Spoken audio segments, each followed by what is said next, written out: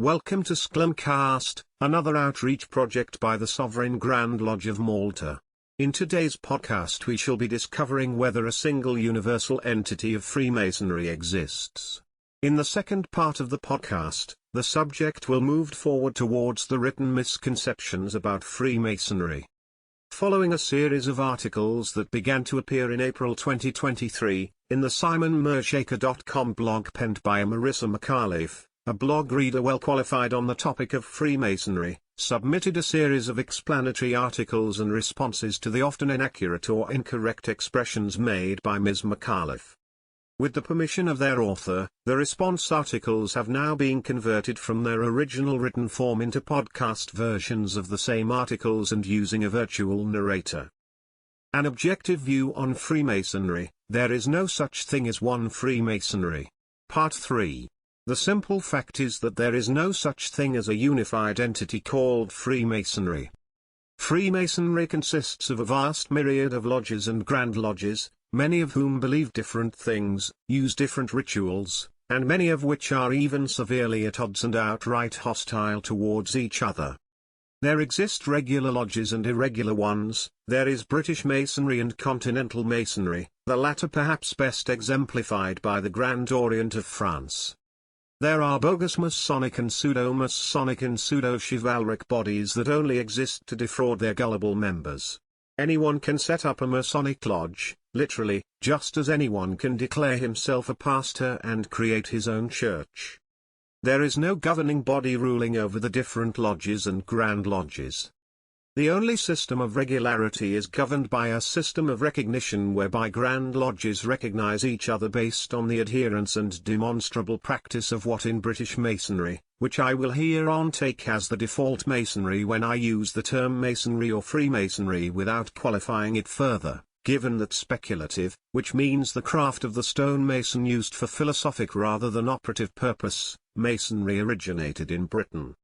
The United Grand Lodge of England is the oldest Grand Lodge, are known as the Basic Principles of Recognition as defined in the Book of Constitutions of the United Grand Lodge of England.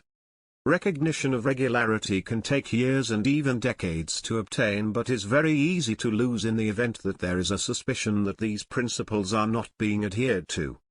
That the Sovereign Grand Lodge of Malta, which Simon Cousins currently heads, has managed to obtain so many recognitions from all over the world since 2004 is principally due to the fact that it was directly constituted by the three premier regular Grand Lodges, namely the United Grand Lodge of England itself as well as the Grand Lodges of Scotland and Ireland. Thus, to confound British Masonry with Continental Masonry, let alone irregular and outright bogus Masonic bodies and other secret societies, is the equivalent of equating the Catholic Church to the Mormons or the Moonies just because they all claim to be Christians. No person should ever make such a glaring mistake. Likewise, to consider the likes of Albert Pike or Albert Mackey as well as others as being authoritative and official speakers for some non-existent form of universal Freemasonry is another serious mistake. Both have had and still have several Masonic critics who accuse them of, among other things, making serious mistakes and even of simply making things up. Just as there is no governing Masonic body, neither is there a Masonic dogma or authority. The only authoritative things in regular Masonry are the ancient charges and the books of constitutions of each respective Grand Lodge. An objective view of Freemasonry: misconceptions propagated by anti-Masonic and Masonic authors alike. Part 4. The subject of Freemasonry, owing to its enduring fascination, has spawned an entire industry of books claiming to reveal all about it by both anti-Masonic and Masonic authors. The subject sells and sells well.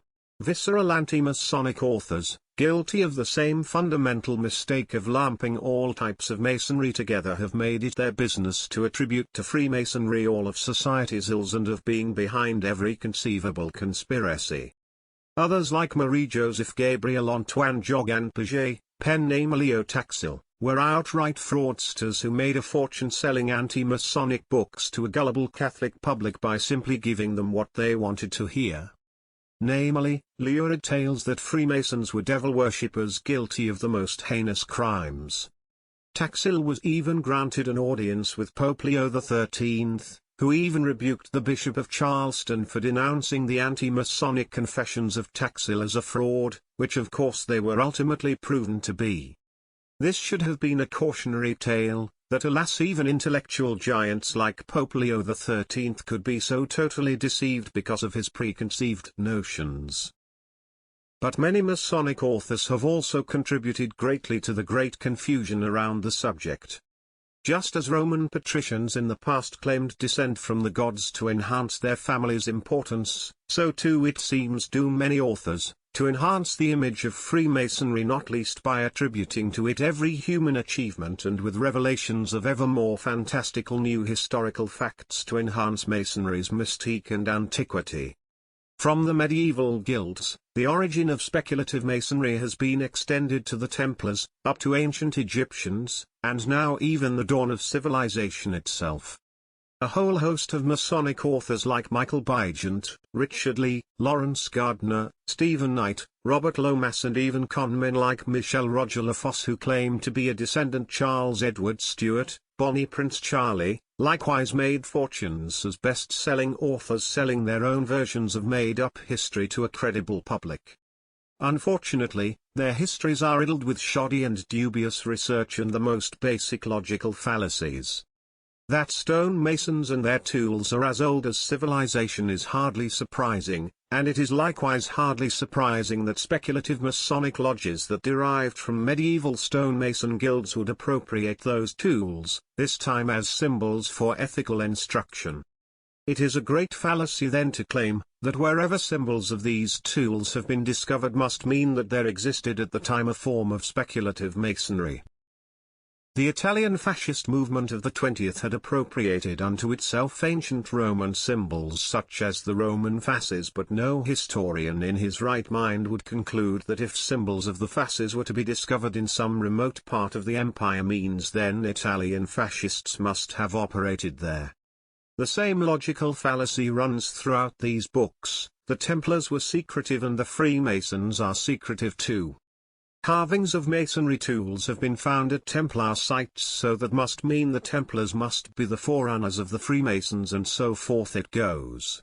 Rosslyn Chapel is of course central to propping this imaginary Templar Freemasonry link, but unfortunately, the whole thing was conclusively debunked by none other than Robert L. D. Cooper, who happened to be curator of the Grand Lodge of Scotland Museum and Library and a serious historian. Sadly, books by popular Masonic authors including Sworn in Secret, which this site is proposing to its readers as essential reading if you wanted to learn about the Freemasons, are riddled with this kind of nonsense. Appealing to the fertile mind they may be, but history they aren't. History is a science that works preferably from primary and secondary sources, employing a variety of other sciences such as archaeology, genealogy, numismatics, etc., and among the most potent tools at its disposal, given that it deals mostly with historical records, are philology, etymology and paleography. It is thanks to these tools that we now know, for example, that the donation of Constantine was a forgery created to assist Pope Stephen II in his negotiations with Pepin the Shortened up to the 13th century, in support of claims of political authority by the papacy. It was Lorenzo Valla, an Italian Catholic priest, who exposed the forgery with solid philological arguments in 1439 to 1440. This is another cautionary tale. Just because a priest wrote something about the church does not necessarily make it true, and likewise just because a Masonic author writes something about Freemasonry does not make it necessarily true either. Indeed, where it concerns Masonry, the likelihood of it probably being untrue is distinctly high given their propensity for a fertile imagination. One of the greatest disservices the publishing industry has made was to create a genre called non-fiction. Serious historians of Freemasonry have long established that the true origins and history of Freemasonry is far more prosaic, but that does not make it less fascinating or consequential.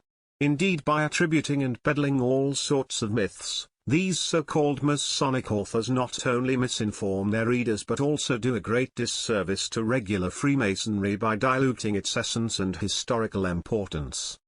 For serious Masonic research, particularly on the origins of Freemasonry, I recommend